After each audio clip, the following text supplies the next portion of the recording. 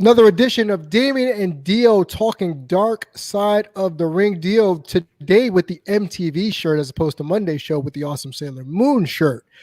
Find me at DamonG347, DEO at I'm Just DEO on Instagram as well as Twitter. So last night, Dark Side of the Ring featured the Road Warriors. Legion of Doom, Road Warriors, Animal and Hawk, however you want to call them. We were able to kind of get to know potentially the world's greatest tag team in the history of professional wrestling. If you want to be technical, maybe right up there with the Rock and Roll Express in the top two of American tag teams of all time. We can talk about that later too. Who our top tags are. Yeah. But just watching the episode, the first thing that pops to my mind, and I think you'll agree with this, is I feel like this season has been even more of a theme centered around just drug abuse, not even drug use, drug abuse. Yep. And just hearing about, animals saying, hey, after the show, I'm going back to the room. And Hawk is, I'm going to go party and be with some Yakuzas, apparently with some Yakuzas, and, doing some Quaalos in Australia and damn near having a stroke before his match.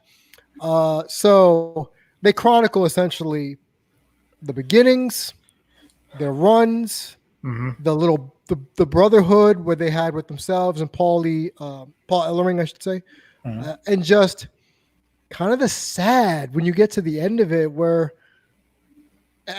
they talk about Hawk kind of finding, being born again or finding his bliss at the end. And then my man literally moves into his new house, new wife. Honey, I'm tired. I'm gonna go upstairs and take a break. Cool. Yep. That's you, and that's the thing. That's usually how it is with like a lot of people that suffer heart attacks. It would just be like, oh yeah, I just don't feel good. I'm gonna go lay down. Like, and just go. Yeah. We talked off air that this. Go ahead. There was like the thing too. So like we pointed in the last episode where it was like a lot of seemed like feigned emotion. This all felt real. Everything in this felt real. Like Paul Ellering reciting what he said at the wake was like, yeah. It was hauntingly beautiful. Yeah. So yeah. That's the best way I could describe it. It was hauntingly beautiful because I don't know, just now that we're talking about it, I'm replaying the episode in my head. I just feel somber.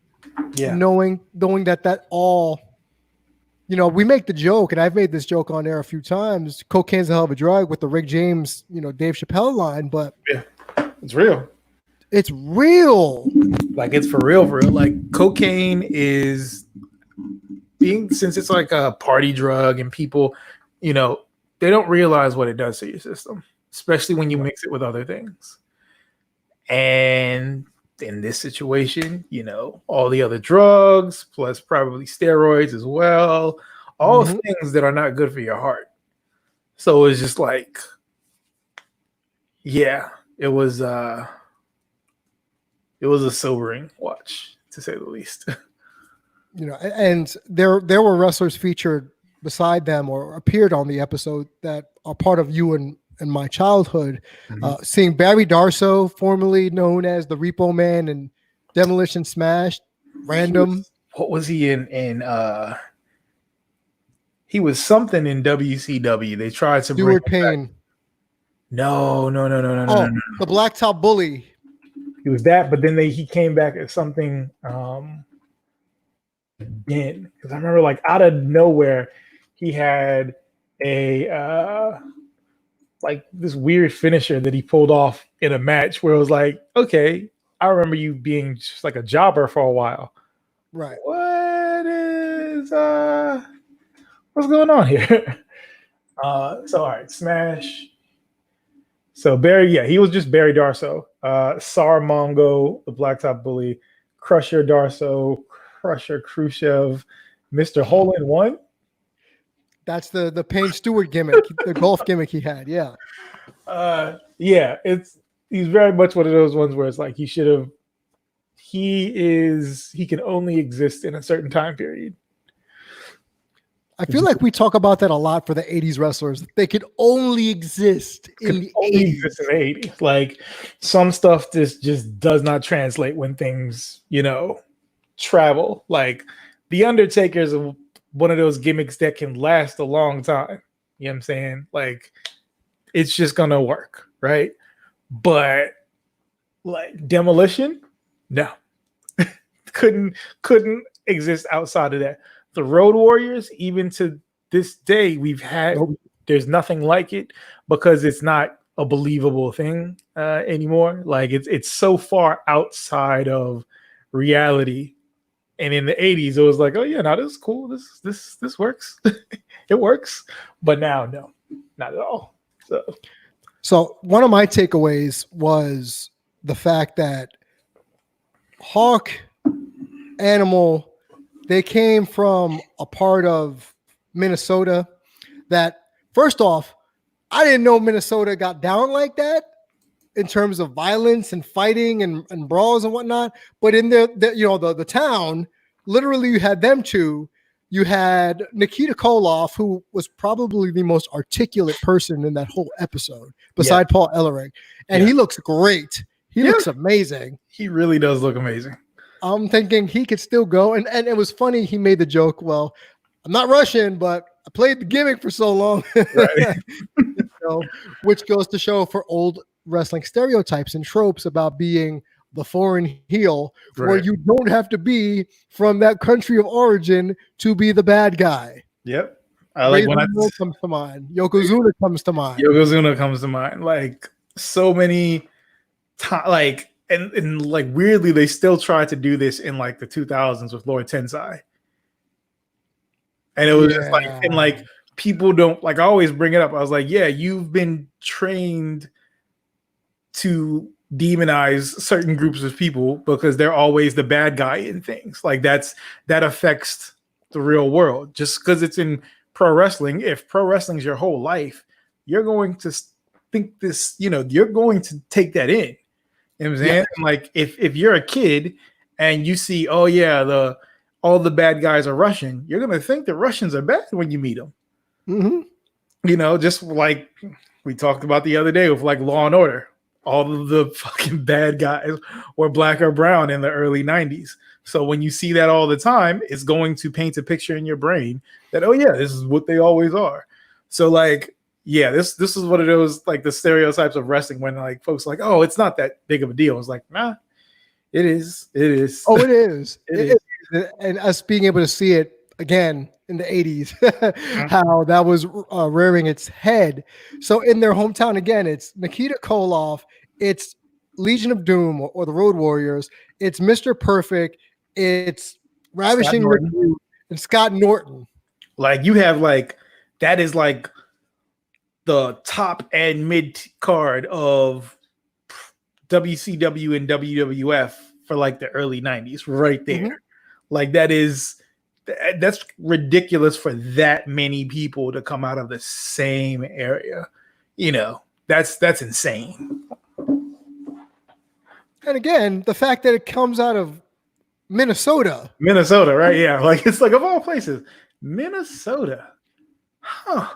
And it makes me think, is it because it's so damn cold that y'all motherfuckers just want to fight all the time? But then again, like, so coming from a combat sports outside of pro wrestling thing, there's a long history of like amateur wrestlers and stuff like that. And like the old adage of not like just the old stereotype of like people being like farm strong and stuff like that. And like, Minnesota's, the winters are insane apparently. So like that does build a tougher breed of person. So maybe that has something to do with it, but yeah, still, it's weird that so many came out of one area. And I made the comment off air. It's almost like the Sons of Anarchy, the Minnesota chapter, right? Because they all look to fit the stereotype. Like y'all just fighting bars and y'all brawl and y'all lift weights and potentially take steroids and y'all hang out. So what else were they going to do? So they chronicle, and again, Dark Side of the Ring does a really good job of chronicling the nuances. You know, they had Hawk's brother, two brothers, and whose real name is Mike. And they chronicled his brothers, and you know, the older one just starts choking up within 3 minutes of talking about his brother, his since passed brother. And at the end too, you get that authentic emotion that we talked about, because this was, and I think they hit the nail on the head. This was the tale of two guys who hit it off really, really well at first, became a really good partnership that became a brotherhood. And then it really became family oriented because you had one brother taking care of the other one when the other one fell off the wagon, and they chronicle Hawk's rampant drug use. And for me, just watching it happen, seeing Animal's face describe Hawk's shenanigans, you could see like he's still thinking about it as if it's happening to this day. And personally, just that's very harrowing for me to watch. It puts a lot of context for me. Like, oh yeah, Hawk was just a drunk. Oh no, he was not just a drunk. Yeah, that was an insane amount. Like the stuff that he was doing was just unbelievable. Like I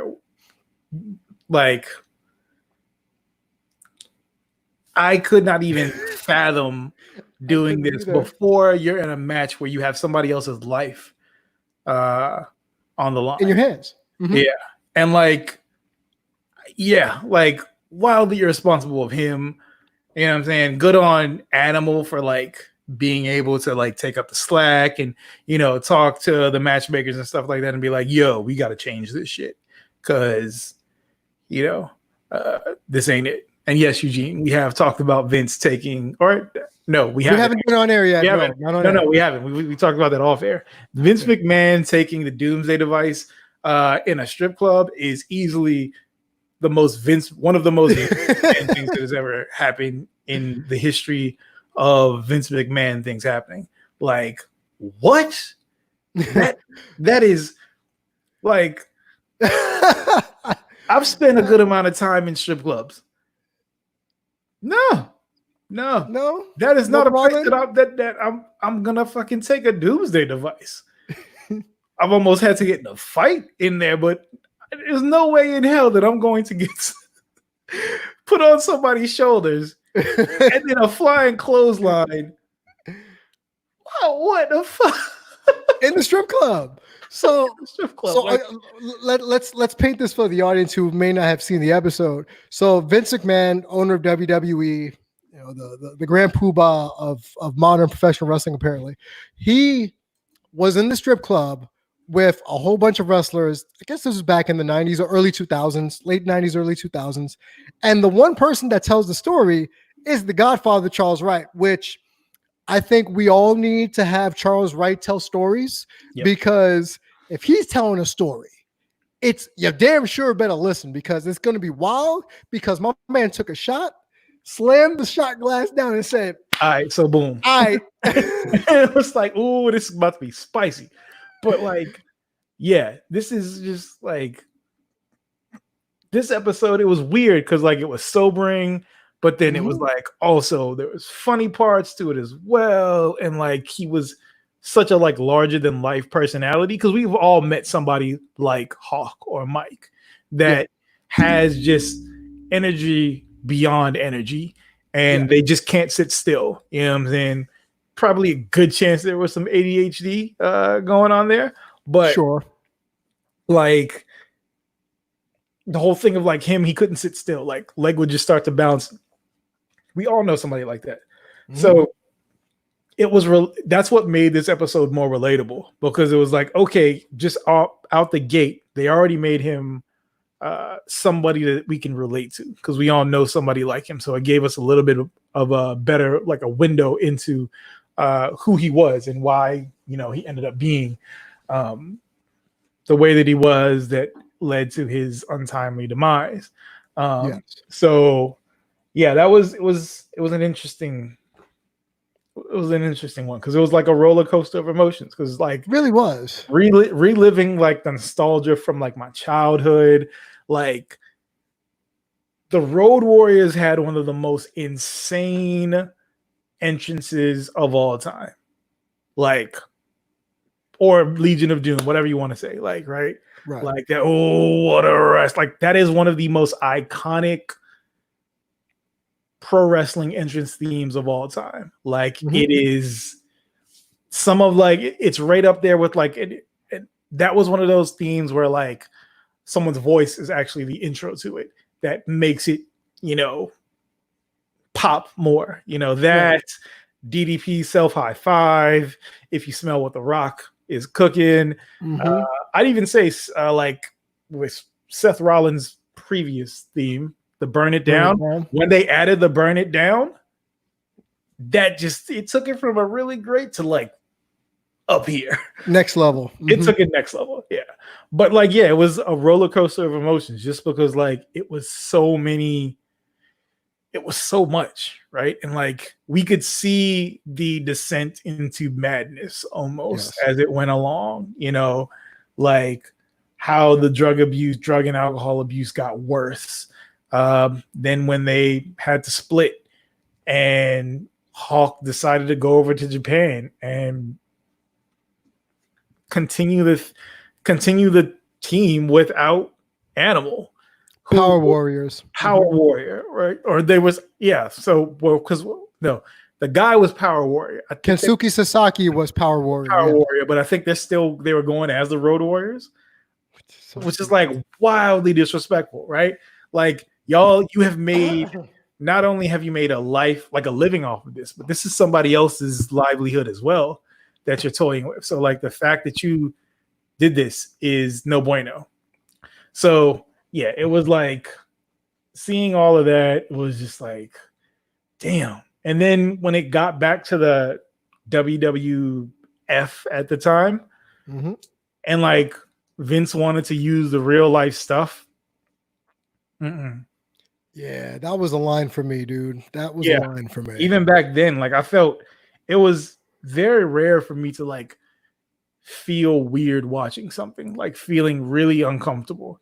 And I felt very uncomfortable with that even back as a kid. I was just like, because that was how old was I when that happened?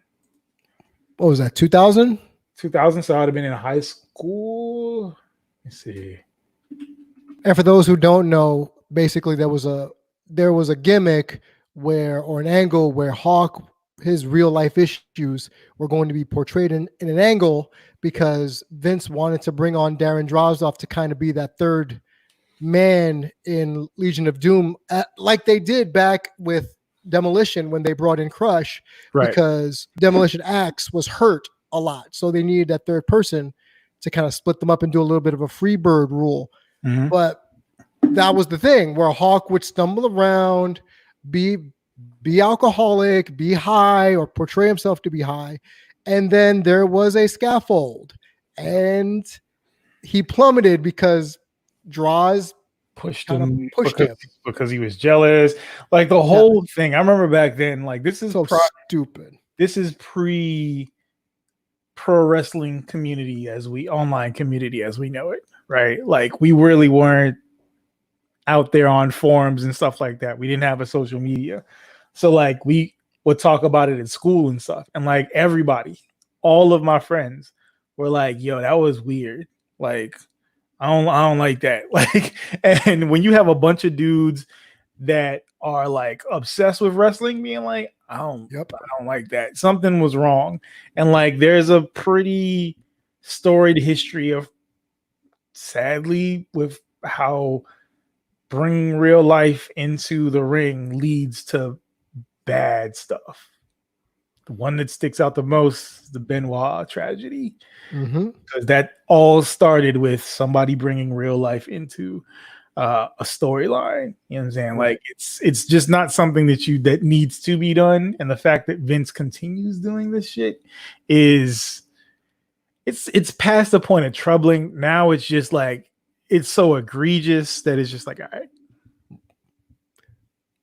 I get, yeah, I'm with you to the point where it just seems really, really blatant now, and there's no regard for no the adage that Vince thinks everything is good shit Right. is never more apparent, where he keeps running back these kind of shock value angles, Right. and there's no one back there saying, dude, No. no, this is no, it's gonna work. No, dude, it's not gonna work. Why do you think having a person play like they're drunk and high and going through addictions on air is going to be a marketable angle in professional wrestling? Right.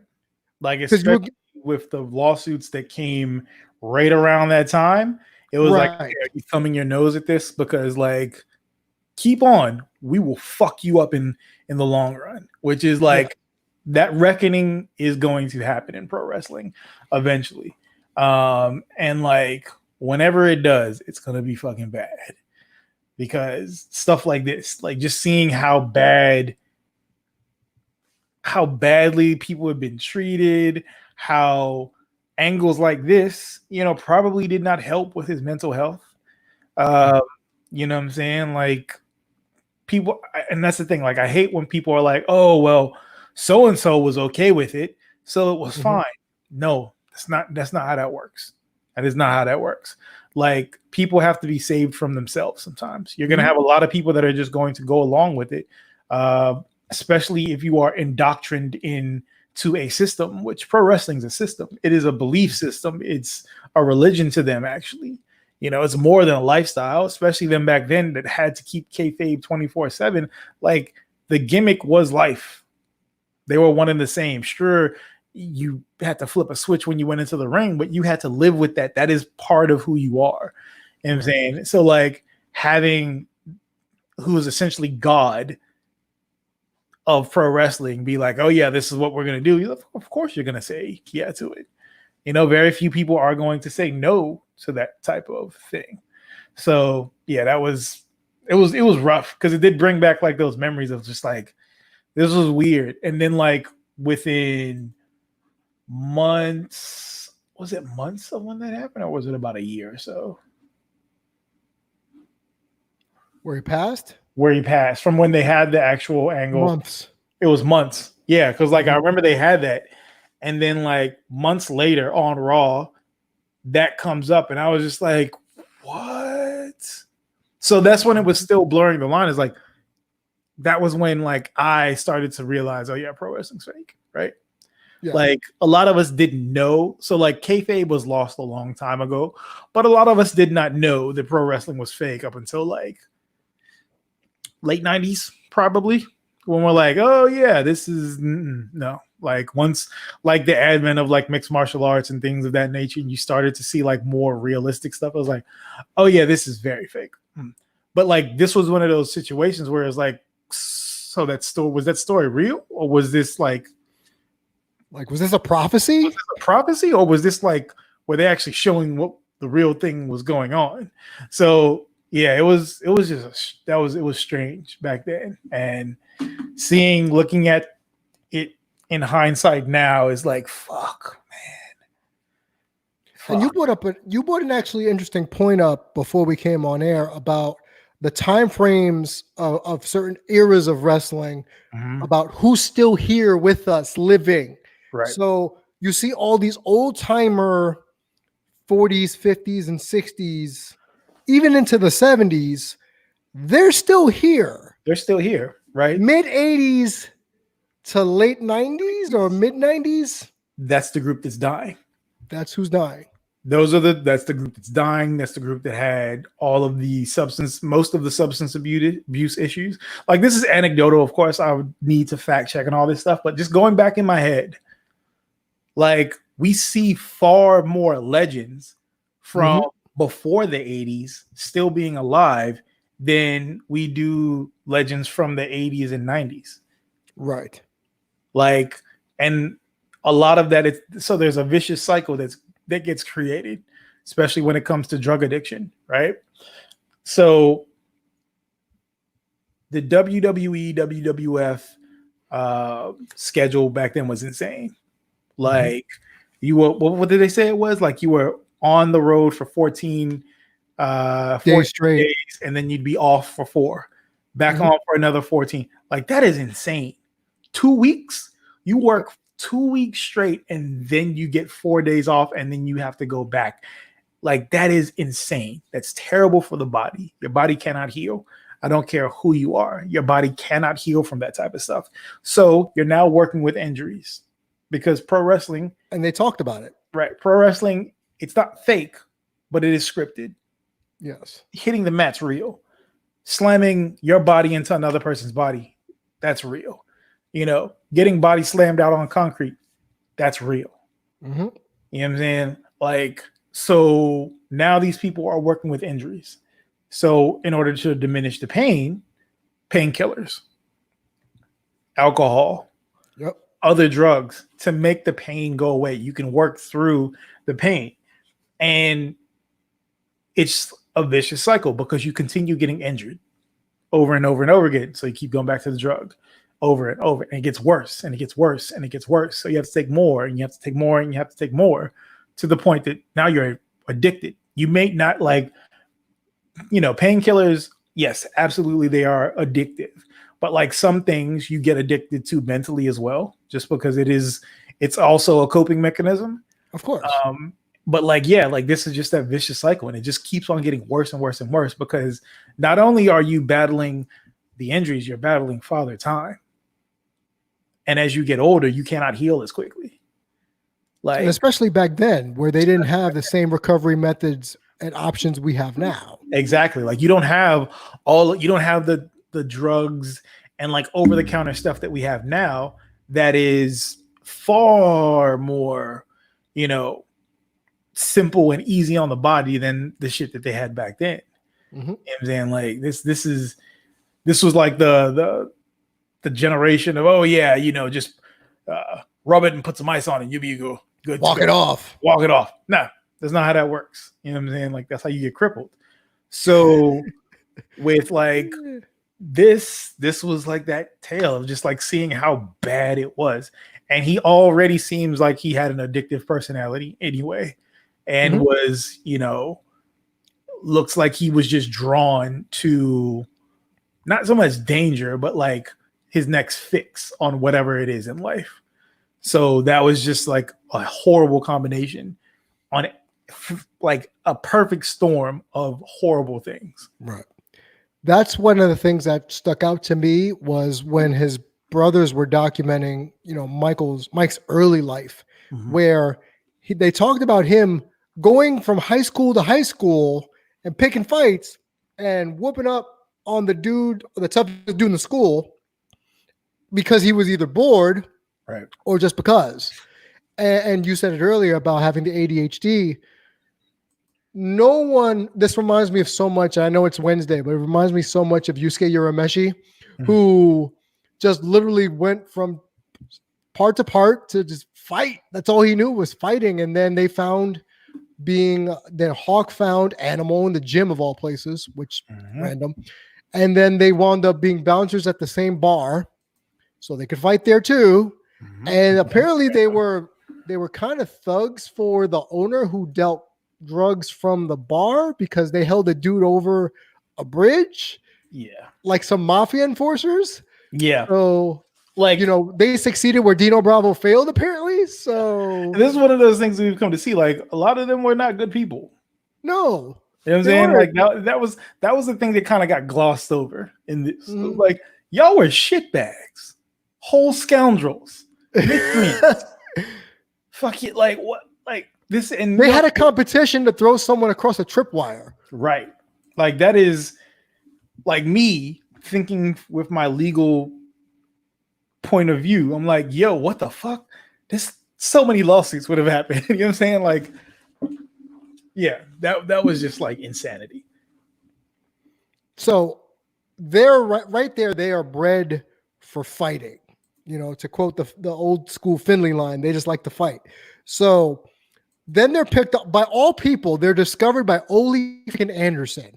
Now, for those of you who aren't wrestling, you know, savants, Ole Anderson has been reputed to be a shitbag. in terms of contracts, in terms of how he dealt with talent when he was a booker for WCW or the NWA at the time, how he treated talent, shitbag. There was a reason why of the four horsemen, he's the long distance fourth horseman that nobody really talks about. No one talks because nobody liked that motherfucker. Right. But yet he's the guy that discovers the Road Warriors. And let's not get it twisted. The outfits. Yeah. Part Village People, part Mad Max. Like the first one that Animal showed, had. That was straight up. He had Daisy Dukes on. My man had dick appointment shorts on. Like he was like, wow, that was like, it was amazing. But yeah, like initially it was just, it was not what it ended up being. No. But once they got it down and they knew what what they were actually going to be going for, I was like, okay, I see. Especially when they were partnered with Paul Ellering, who seemed to be the glue that held both of them together. When Animal wanted to kill Hawk, essentially, because Hawk was being Hawk, Ellering was the one, look, I'm going to make sure we get to the town. We're going to work the money. And I think that's important. In business, you need that one ride or die person that's going to hold you down and make sure that you don't get got. Right. And you can trust that person to not got you. And Paul Ellering fit that description for the Road Warriors because they said it on the show. We worked enough where we were on a high and we didn't lose our buzz. And then we bounced and we made money that way. Right. No contracts. We just showed up, did a couple of dates, and then we left. So I think for me, hearing that, and then when you hear the eulogy that Paul Ellering states at Hawk's funeral, which was hauntingly beautiful, I had to watch it back a couple of times. But those three, when we talk about unity in professional wrestling or unity in sports or teammates that have each other's backs, it seemed as if those three trusted one another, at least to the point of if something bad happened, i.e. Hawk passing, that the other two would actually give a crap. Right. And, Ellering tells a story about driving the rickety black van, and it made it seem like it was the A-Team van, the way they described it. Yeah. So if it was the A-Team van, more power to you. Driving it down to Hawk's funeral to Florida, going 50 miles an hour on the highway, and they get there. And just a person when they've overcome their demons, as Hawk apparently did toward the end, as we stated, new wife, new life, new home, clean and sober, found God, spiritual teacher, public speaker. The first day he moves into his new house with his new wife, he dies. Yep. Pretty much unceremoniously in your sleep, which is probably the way to go, but in your sleep because you were tired and fatigued. And when they did the autopsy, they just pretty much said his heart just stopped. Yeah. Like when you take that many drugs and that many uppers and that many downers, you're it's not okay. I'll just go 4 days without taking it and I'm back to normal. No, that is almost irreparable damage to your heart. Yeah. Like there are two muscles that don't really come back from stuff. One is your heart. You can repair things, you can lessen the load on it and stuff like that, and it'll start to rebound a little bit. And then your brain doesn't fix itself. It's the one organ in your body that does not regenerate. If a part of it dies, that it doesn't come back. It just doesn't.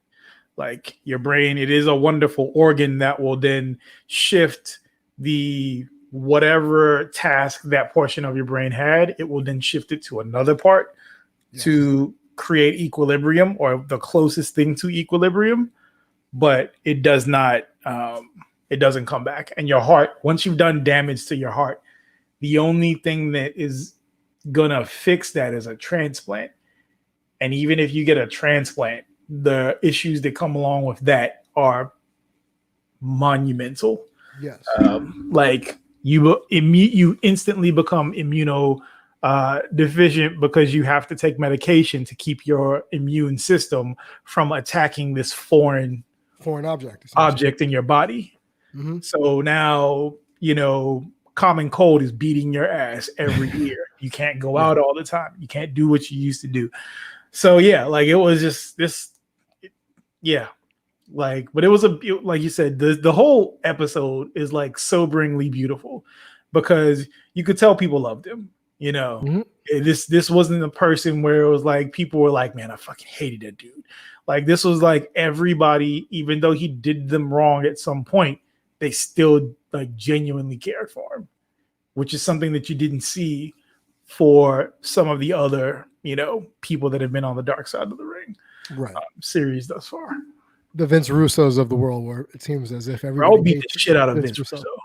Vince Russo and Jim Cornette. Those are on my run up and get done up. Yeah, Vince Russo. Yeah, I'm not a fan of either of those two. No. Cornette. There was a time I respected him as a manager and as a wrestling mind back when I was younger. He always hated him as a manager. It's fucking. Well, that's the point. No, but not like boo. No, it's like, dude, I hate your face. I hate your tennis racket. I hate your ill-fitting suit. I hate everything.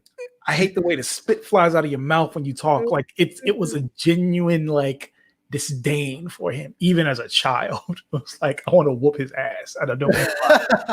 Well, that's what a lot of people want to do to him now. Actually, they just want to fight Jim Cornette because he's grumpy, get off my lawn guy at this point in his career. Yeah, and anybody that tags him in shit when people say snitch tagging, anytime they do that, they're like, oh yeah, what do you think about it? I was like, I don't give a fuck what he will do. I will whoop his ass in real life. Fuck. Mm-hmm. I hate him so much. I hate him so much.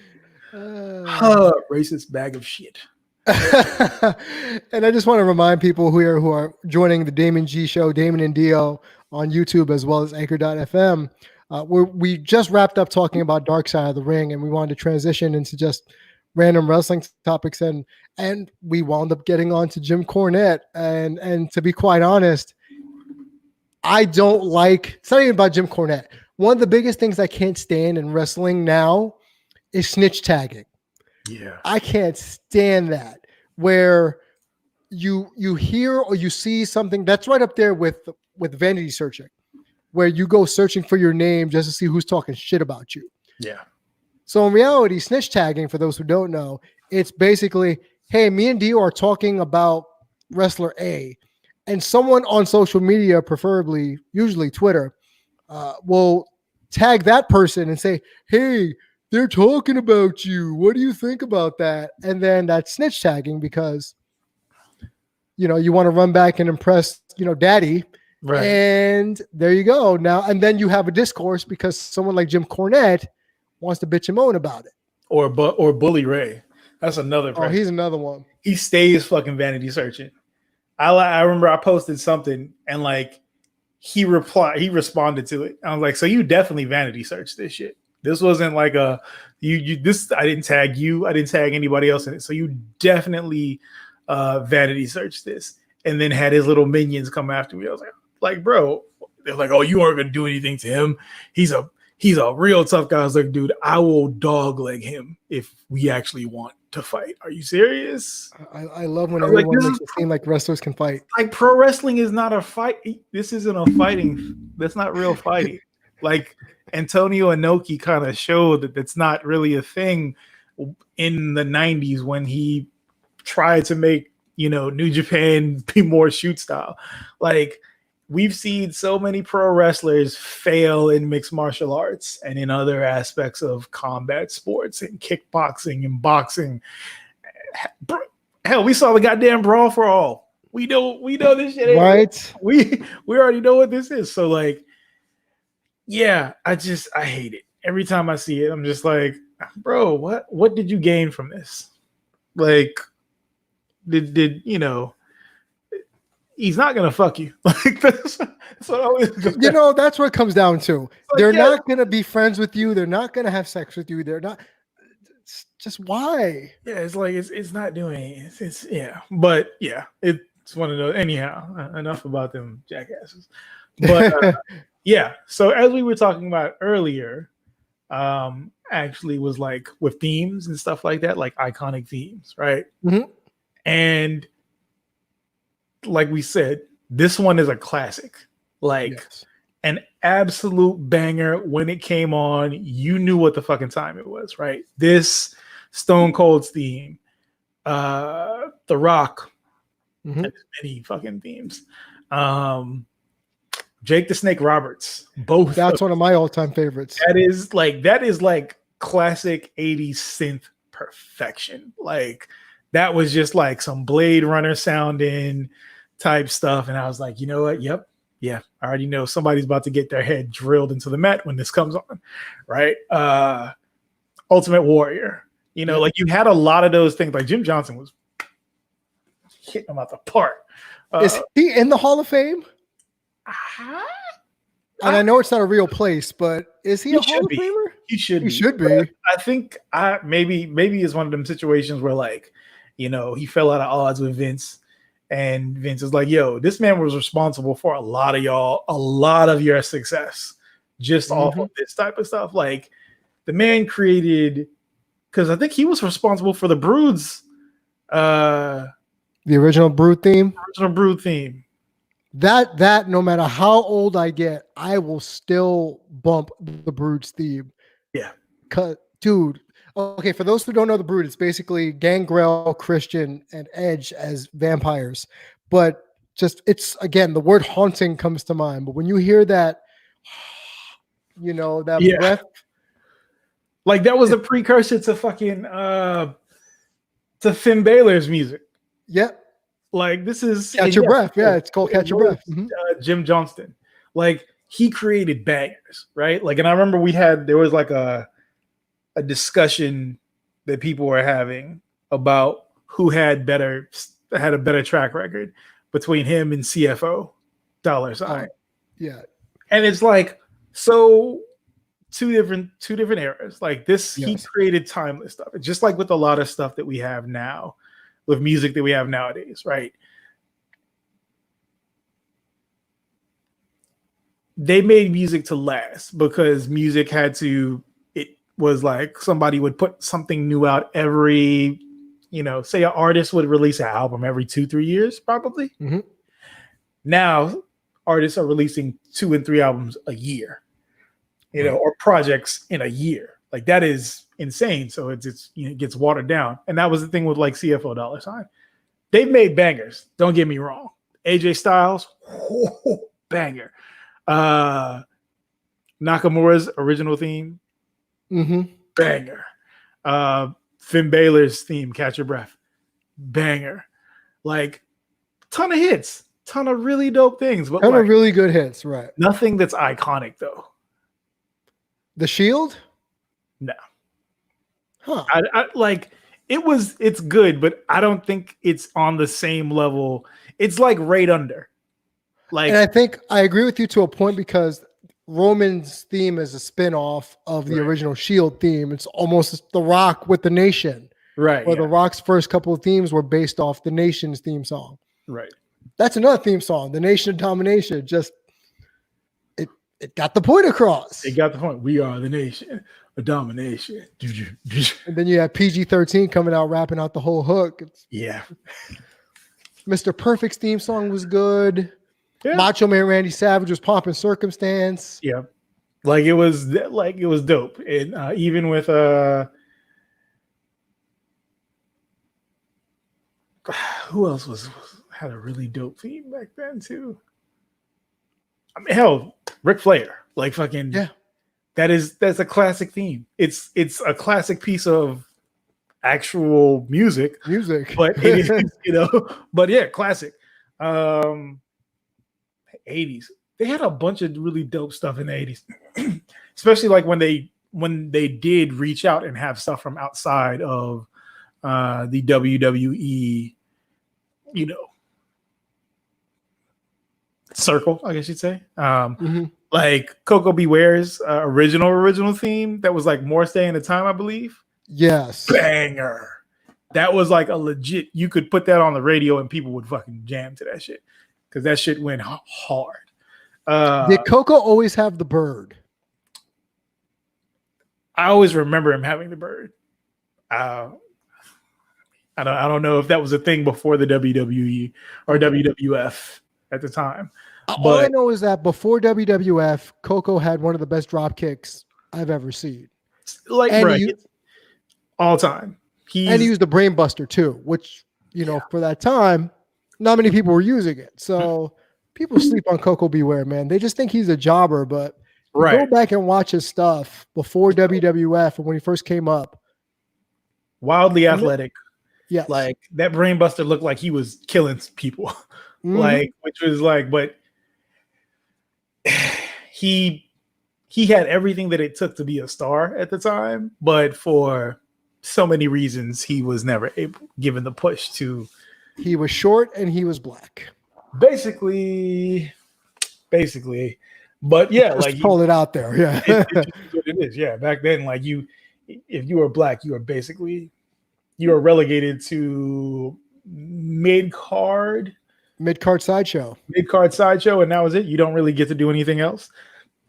So we talked about Junkyard Dog last week. Original JYD killer. Guess the WWF, he's doing the Charleston and doing the butt bump, and he's chained like a dog. Yeah, it was Bad News Brown. A legitimate judoka. Yes. Like a legitimate judoka. And was relegated to being a jobber or mid card at best. Like he beat the jobbers, but he was never going to beat the big. He's never going to win the big one, right? Yeah. So, but yeah, like that was one of those things where it was just like, yeah. Especially in a time when you wanted people to be like legit badasses and stuff, like that would have been. That would have been one of the people that you would want to have, a legitimate badass. And he didn't have a theme song. Nah. He just came to the ring. Came to the ring, put the gloves on his hand, ghetto blast somebody in the back of the head, and that was it. And then he had a rat after a while. Yeah. Shit got weird in there. A Harlem sewer rat. Yeah. Shit got very weird in the 80s. And the 90s. Yeah. So cocaine's a hell of a drug, man. Cocaine was a hell of a drug, from the performers to the top of the people that controlled everything. So let's throw it out here. What drugs do we think Vince did? All of them. Are you serious? All of them. He did coke. He did all of it. He did everything, and probably did it in like the craziest ways possible. Like he probably had people like blowing cocaine in his butthole. Like he seems like a wild boy when it comes to this stuff. Because if you are willing to take a doomsday device in a strip club, getting cocaine blown into your booty hole is nothing. I have follow-up questions, but I don't know if I should save that for Friday. But we all saw the Wolf of Wall Street. You know how it goes. But that's a real thing. Yeah, that's a real thing. Coke up the ass is a real thing. So, and this is why it would work, right? The science behind it. Your anus is it's a mucous membrane, right? Yes. That's why suppositories work so well. It's because it is a mucous membrane, and it is one of the ones that absorbs things way faster than the rest of the body does. Mm-hmm. So, yeah. You do that, you would be higher than giraffe ass. And giraffe ass is pretty high. If you, I mean, hell, like that's why folks were like getting drunk with wine enemas. Like about 10 years ago, that was a thing. Wow. Right. So like people that didn't want to so this is some addict shit, right?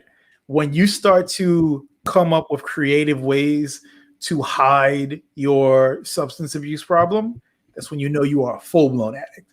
Like when people start shooting up between, their fingers or between their toes, or picking parts of their body that is not seen by the rest of the world to shoot up and things like that. That's when you know you're a full-blown addict. So for people that were drinking wine or worse, just using vodka, which is horrible because that just dries out everything that it fucking touches. Yeah. Whole lot of issues is what it created back then. But yes, that was a thing for a while. Okay. See, I learned something new today. I thought that was just a joke for Wolf of Wall Street. I didn't know that was a real thing. That is like any orifice people have sniffed or injected. That's just human nature. Like there's a list that comes out every single Christmas or right after Christmas, right around the New Year, of the things that people stuck in their bodies for the year. And they break it down by which orifice it is and what weird stuff people found in things. Yep. People are very curious about their orifices. It's like, what does this do? Very curious and very daring, might I add, as well. But yeah, we went into Friday conversation. Yeah, that's a Friday. That's a Friday after maybe like a whole bunch of beer conversation for me. But yeah, no. So okay, let's wrap this up in a bow and just say, Darkside of the Ring was very, like you said, it was beautiful, but it was harrowing at the same time. Right. We talk about the different types of musical themes WWF, WWE has used over the last 30 years. Mm-hmm. There's rarely a miss where you think, oh, like that doesn't really work. Because something even as cheesy as Glorious for Bobby Roode, it worked, fit the character. Yeah. I agree with you for the Shinsuke Nakamura only because when I got married, I came out to that song. Nice. I did the whole Shinsuke Nakamura dance. I did the whole pose. I did the fallback flail, everything. So Shinsuke Nakamura's theme song will always have a special place in my heart. Yeah. When I got married to my ex-wife. But in terms of music and wrestling, WCW, on the contrary, for those of us who remember WCW, because ECW, they just use licensed stuff. Which was awesome. Which is awesome. Awesome. Because right now I'm thinking about New Jack and Natural Born Killers. Bruh. Like Prodigy, Breathe. Mm-hmm. When that came, there is nothing on this planet that will get me more ready to do whatever than Breathe. And a large amount of that is because of being up at 1:30 in the morning watching ECW on public access TV. Public access TV. Like they just had and everybody had dope ass themes too. It wasn't like, oh yeah, it was some weird bullshit. And plus the music that they played in the commercials and shit. Bro, what? Just a simple fact of Pantera's as the theme for what was it? Rob Van Dam? Rob Van Dam. Mm-hmm. Yeah. What fucking bangers. They played nothing but bangers. And since it was on public access TV and they weren't making money off of it per se, you could get away with it. You could get away with it. You can play so if you're at house shows or whatever, you can play licensed music because you're not making money off of it being broadcasted, right? Yeah. So they got away with that because it's public access TV. They ain't making no goddamn money. Some wrestling nerd at fucking GPTV or whatever the public access place that in the area that you are, we're like, you know what? This shit right here is it. So that's how ECW ended up on public access TV probably. But yeah, that shit was dope. But there were, well, no, I shouldn't say there were more wins than there were misses, because in the 90s, I do remember folks coming out to a theme one time and never using that shit again because it did. People were like, what the fuck is this shit? Are you talking about WWF? WWF, yeah. Mm-hmm. So what were you going to say about WCW? They use generic porn themes for a lot of theirs. And I know it because, full disclosure, I heard Chris Benoit's original theme song in a porn once on the Spice Network. Wow, you actually you had the actual Spice Network, not watching through the fuzz like I used to have to. No, we had the hot box. We could actually the see. hot box. Yeah, I didn't have the hot box, but yeah, I was like, oh, what is that? A vagina? Is that a what is this swirly? And every now and then you would get like It's like squirrel. solid 10 seconds of just clearness, and it would be like the wall. Like, Yeah. but yeah, no, they absolutely did. Like, there was a lot of shit from the 90s and early 2000s. The Hardy Boys music is super generic music. Like, I remember I heard the Hardy Boys music that we know as Hardy Boys music. Mhm. I heard that in commercials and like at like drag race shows and stuff like that, and Monster Not Truck surprised. and all that stuff before it even came out. You still hear it on commercials and stuff like that now, and like it'll play, and I'm like, what the fuck? That's the oh yeah, I forgot that was some generic ass shit that they got. So yeah, that was it. Like you said, Benoit stuff, like they cheaped out on a lot of the things, but being that pro wrestling was in a bubble, I guess they just thought, hey, no one's gonna know. No one's gonna know. And but WCW, I remember distinctly WCW. They used Stunning Steve Austin Hollywood Blonde theme for Marty Jannetty when Marty Jannetty did like a 2 or 3 episode of Nitro, and I'm thinking, wait a minute. That's Stunning Steve Austin's theme. What are you doing using it for Marty Jannetty, which did not fit? And then if you want to go back to WWF, when they tried to do the new Rockers, and they gave it to him and Leif Cassidy, otherwise known as Al Snow, who came out to breathe in ECW. It all connects at some point. WWF was guilty of recycling themes too. I know the Patriots. One time, the Patriot is Kurt Angle's theme, but it didn't work for the Patriot because Patriot sucked. He was horrible, and I used to love any masked wrestler. I loved them just because they had a mask on. Patriot was trash, and even as a kid, I was like, I don't like that dude. Get him off TV. He is trash. You didn't like him in WCW with Buff Bagwell? No. I did not like him when he was on there with Marcus Alexander Bagwell. Alexander Bagwell, yeah. Oh my God, that's his old name, yeah. Marcus Alexander Bagwell. And then he teamed with Ice Train. Ice Train was dope. I fucking love Ice Train. Ice Train, that motherfucker. Have you seen him recently? Motherfucker is huge. He is like anime huge. It's ridiculous. Like anime boss huge? Yes. That dude. Let me see if I can find a picture of him. So for those who don't know what we're talking about, basically all of Buff Bagwell's tag team partners in WCW.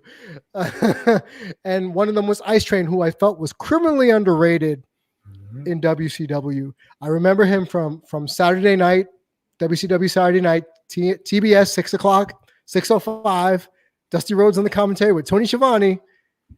Ice Train came out to literally the woo woo. Yep. It was a train. I mean, and so there's thinking back to it now, right? That was right around the time of the Quad City DJs, coming around the track. Yeah. That makes a lot more sense now. Yep. Let's see. And then Ice Train teams up with Scott Norton to be Fire and Ice, which was a dope ass tag team. But that was a lot of those things when like had wrestlers been in a different organization, they would have been a lot better than what they are. Mm-hmm. Like Ice Train, like the Fire and Ice would have been like, they would have done gangbusters in WWF because there were two big dudes that could work. Yeah. Like just could really, really, really work. And like that was the time period for big dudes. And the thing is too with them, they didn't look like 80s wrestlers. No. Like they look like some dudes from the 90s. Like they could exist now. Like, and hell, Scott Norton still wrestles. And it's still good too. And still in like bear strong. So yeah, no, I can't find it. But like I remember like it was a couple years ago, somebody found like his Instagram and that dude was fucking massive. Eugene says Too Cold Scorpio was his best tag partner.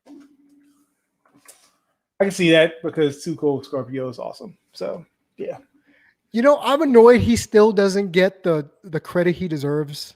Yeah. I mean, he's black, so that's gonna happen, and that's gonna be a reoccurring theme here. So I know, and I didn't want to just throw that blanket statement out because Too Cold was black. I have to do that. The fact that he innovated the 450, and nobody ever fucking gives him the credit that he deserves for it. The fact that he innovated so many high flying moves, but he was relegated to being a jobber. Literally on the job squad. Literally on the job squad. It's like you have one of the greatest high flyers of all time. For me, he's in my top 5 greatest high flyers of all time. Oh, absolutely. Like the symbol, like I said, innovated the 450 splash. Yes. Like that in and of itself is like, come on now. Like, I agree with you. Like that. Plus, like if you actually go back, look at his highlights, like the stuff that he used to pull off, the things like to be able to leap and then change your trajectory in air and do the complex ass shit that he was doing. You didn't see that again. Damn near. He was doing this in the early 90s. You didn't see that until like the late 90s, early 2000s, especially like on the indies and stuff like that. Like they are kids, like all of those, the Jack Evanses, all those, like they are fruit from the tree that he planted early. Like, because yes, a lot of stuff came from Japan and things like that. But yes, there were a lot of people in the United States that were innovating in high flying. Like, one of the things that people need to understand too is like, so Lucha Libre was not the only place that high flying started in pro wrestling. And that's something that is a belief that needs to die amongst people, because in pro wrestling, in France, in a bunch of places in Europe, you can go back and find old pro wrestling exhibition matches where you had dudes that were doing stuff that had no contact with people in Mexico to see what Lucha Libre was, right? So these things came about. It's kind of like the same thing in combat sports outside of it. So you take jiu-jitsu. Yeah. That came about in Japan. Catch wrestling came about on the opposite side of the world, but like share so many of the same techniques because, you know, the human body only works a certain way and people are going to figure it out. Same thing happens here. Like you had two things that evolved in different places. And like, when it comes to people like Too Cold Scorpio, like Blitzkrieg, like I talked about the other day, Jack Evans, like all of these people that were like crazy innovative. If you go back and look at like late 90s, really like early 2000s indie wrestling, Amazing Red. I'm so happy that like Sasha Banks has like given him like made sure that he's gotten the props that he has from like him training with her and such. But like he is absolutely in like top 20 discussions at least, if not top 10, because like of all time as far as ability goes. Okay. Like I'm just talking about, so whenever I do like all time, I don't give a fuck about what fans think. I'm looking at what they were actually able to do in the ring, right? For me, in this current time period, Cesaro is the best wrestler on the planet. Oh, I would not fight you on that. But and that's because he is technically proficient in ways that other people he's at a level that other people can't. Like he saved so many goddamn people from dying in the ring over like the past 4 or 5 years that it's ridiculous. He can work with anybody. He can work against any style. Yeah. So like anytime that I'm saying, oh yeah, this person, yeah, I'm going strictly off of skill, what they were able to do, what they innovated. Like there's a bunch of people that like I have in like, they might not have been the most popular people, but they were amazing. Right? Like somebody that like a lot of American pro wrestling fans don't know, Manami Toyota is for me top 3 pro wrestlers all time ever, period. Like the shit that she was able to do for her frame, like, did she botch from time to time?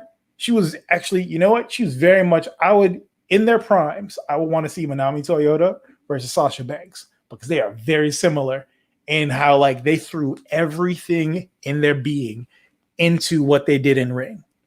And did they fuck up sometimes? Sure. But they hit way more often than they fucked up. And like, she was able to do insane high flying things. Just had crazy ups for a woman of her stature. Yeah, like it feels as if her ups were ungodly because whenever I see clips of her, I'm thinking there's no, that's doctored. And then when people tell me, no, that's not doctored, that's real. That's just what she did. Like, she would leap off of the turnbuckle over the padded area, past the guardrail, past 3 or 4 fucking rows of chairs. Rows of seats. This isn't hyperbole either. You can go find this shit. Like, shout out to Naruki. On YouTube. Yeah, sure. If you just want to look at GIFs, Naruki Roy on on Twitter, as well as Mr. Lariato. Like, you can just go search through their Twitter feeds and like find stuff, because what she did was insane. Like, to be able to just, like, a lot of folks don't realize like how you would have to train your mind to like do some shit like that. It doesn't just come naturally to people. Like, if you ever, like, you know, you want to go, if you've ever been cliff diving, for instance, right? Mm-hmm. If you're not used to doing it, when you get up to that edge, you freeze. Everybody's gonna freeze. It takes a special type of person to just jump off. But like, that's what she would do. She would just get up there and just do shit. And she was one of those people that even when she botched stuff, she figured out a way for the shit to look dope. And that's a very rare skill set. But at any rate, she is one of the innovators that people need to know about. Too Cold Scorpio. God damn, I hope, like, he'll never be in the Hall of Fame, but he should be. Like, somebody needs to come up with an actual pro wrestling Hall of Fame. And the thing is, they need to have a diverse board of people voting for this, because if it's not, you're gonna have just a bunch of white dudes and a bunch of Japanese wrestlers because of fetishism. Yeah, I can't even disagree with that, because that's actually what would happen. So yeah. Well, honestly, in my estimation, if I want to go just Joshi wrestlers, I would say yes. Toyota, yes. I would say Bull Nakano's in my list. Bull Nakano, absolutely. I would also say Meiko Satomura's on my list. Oh, absolutely. Meiko she might be the greatest of all time. She makes everything look so easy. So easy. And the thing about it too is, she's not selfish. No. That's the dope. That's the dopest part about Meiko. She elevates everybody that she wrestles with. Every single person that she wrestles with, she elevates them to her level. Because a lot of times you can see with other wrestlers where they will dumb themselves down. She does not dumb herself down. She makes people rise to her level. Yeah. And does so in a way that's not like demeaning or anything like that. Or you can tell in the ring when you have somebody that is far more skilled than the other person. She doesn't do that. Like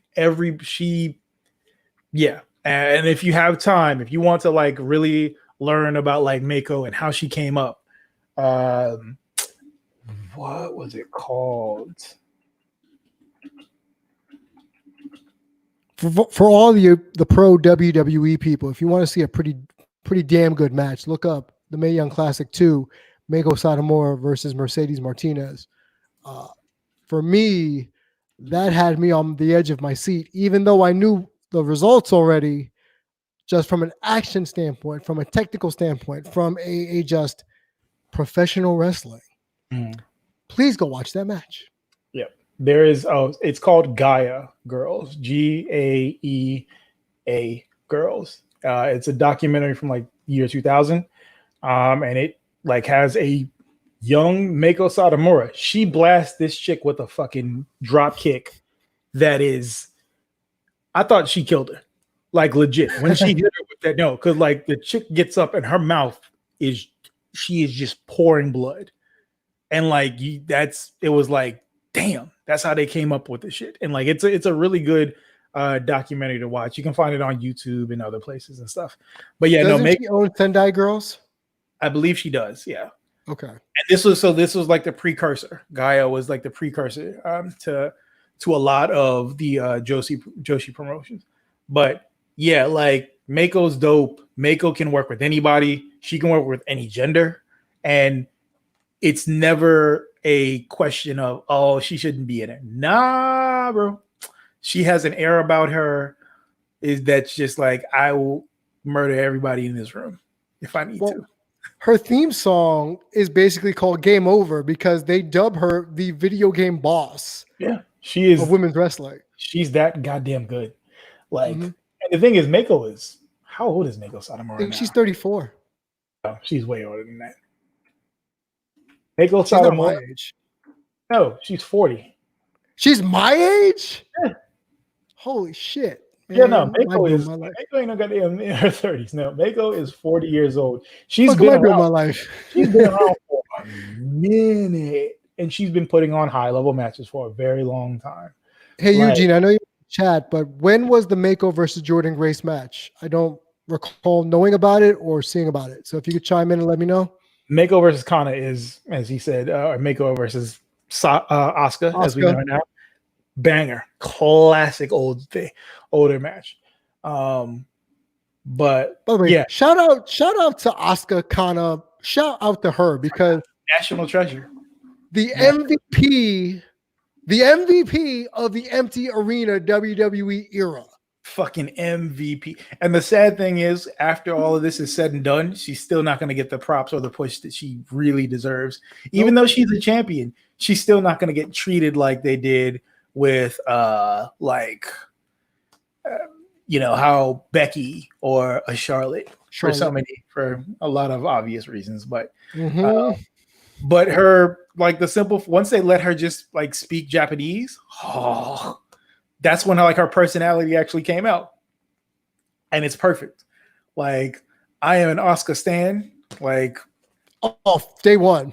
Like, that's it. Like, if one day you just see me have Asuka as my Avi and like just put Asuka stan in my Twitter profile, like, that's you already know what it is. I'm telling you right now, Asuka stan. If you see anything Asuka related on DEO's Twitter page, mind your business. Yeah. You already know. Yeah. But yeah, like, she put on dope ass matches. Like the match between her and Mercedes Martinez.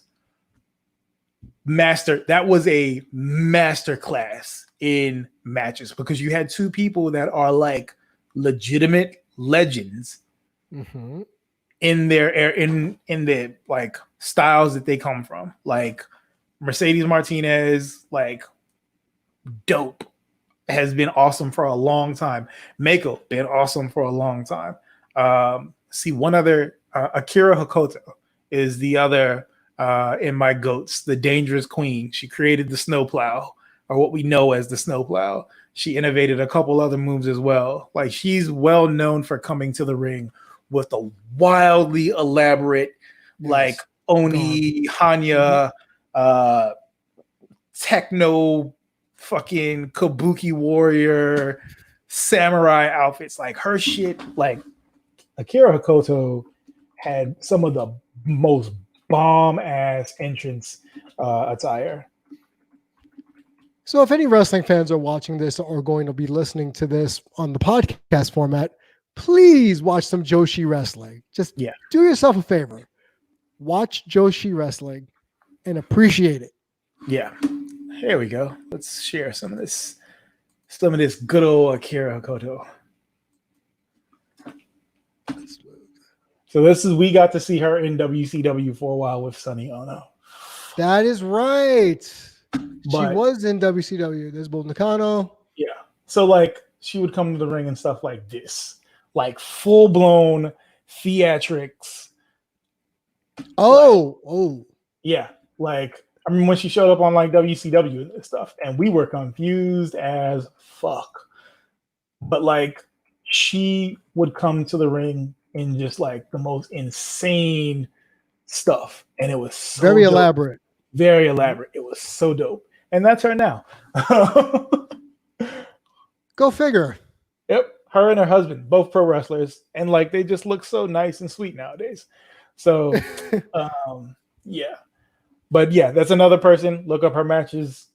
Had bangers with Manami Toyota, Aja Kong. Aja Kong's another. Wait, I was gonna say Aja Kong's another one. I'm glad Shimmer started to highlight her last year, Right. and so many women's wrestlers today are able to learn from Aja Kong. It's like, you know what? There's a reason why your boy is a women's wrestling connoisseur, and it's not just it's not because of looks, right? It's because of what they can do in there in the ring. Yeah.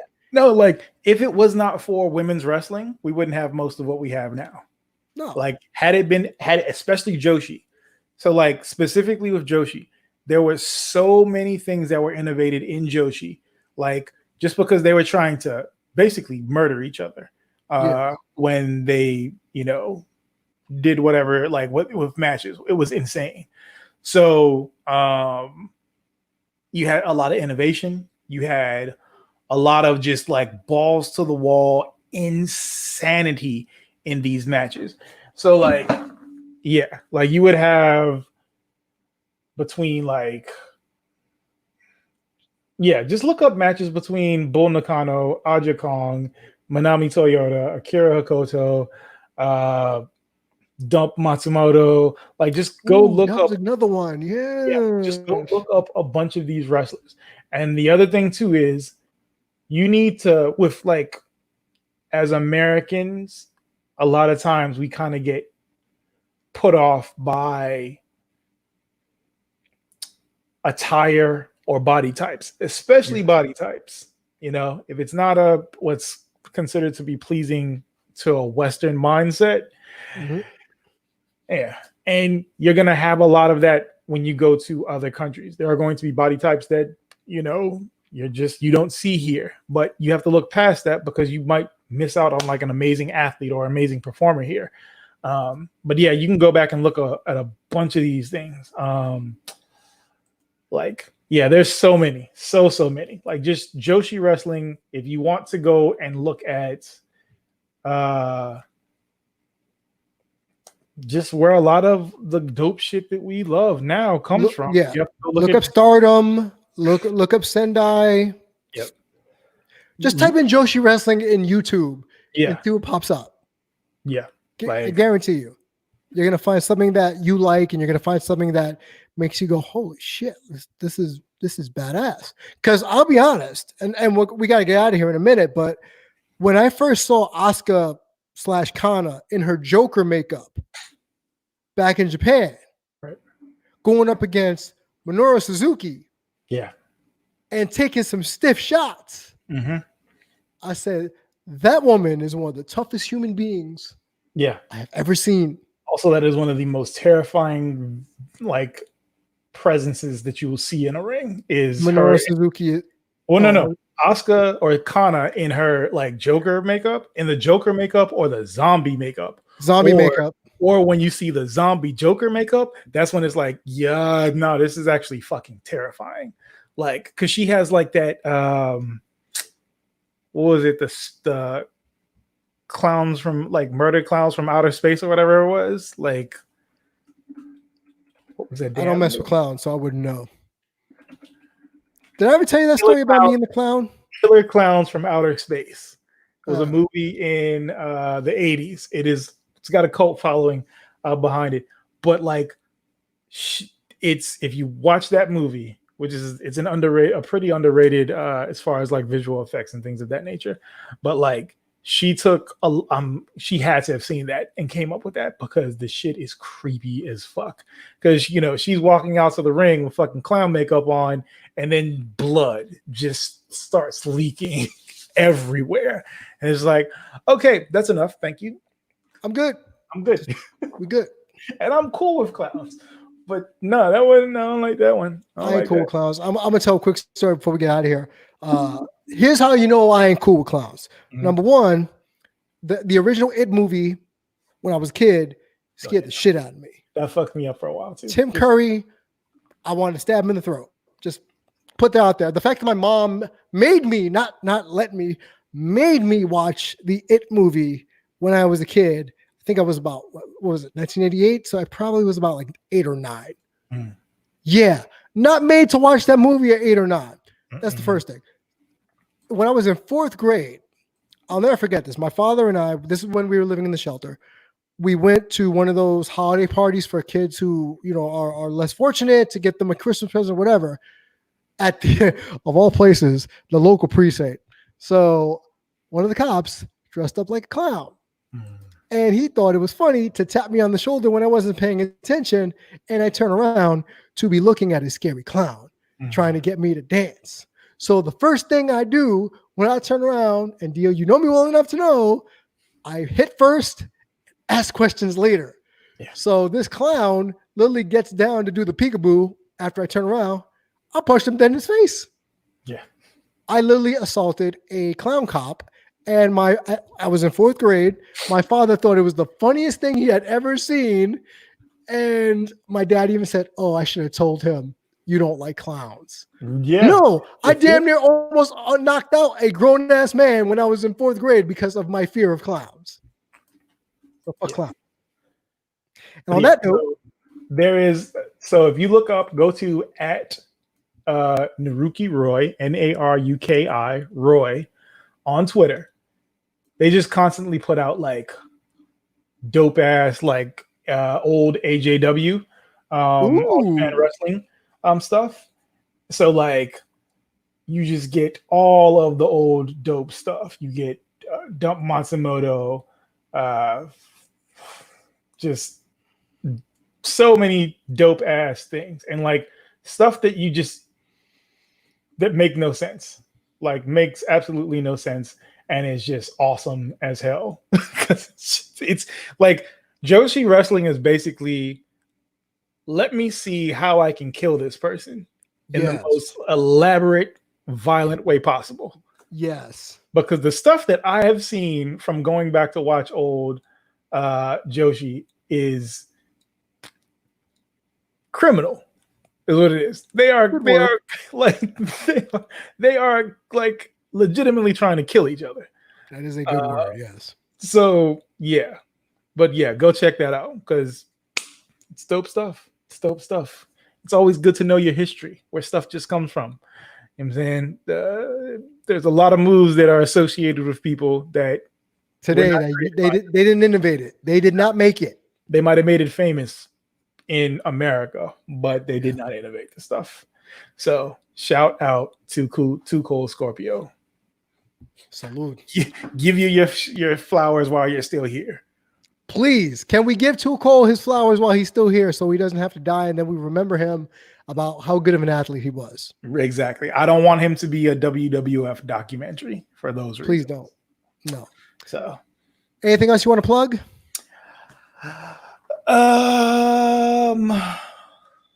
No, I can't think of anything right now.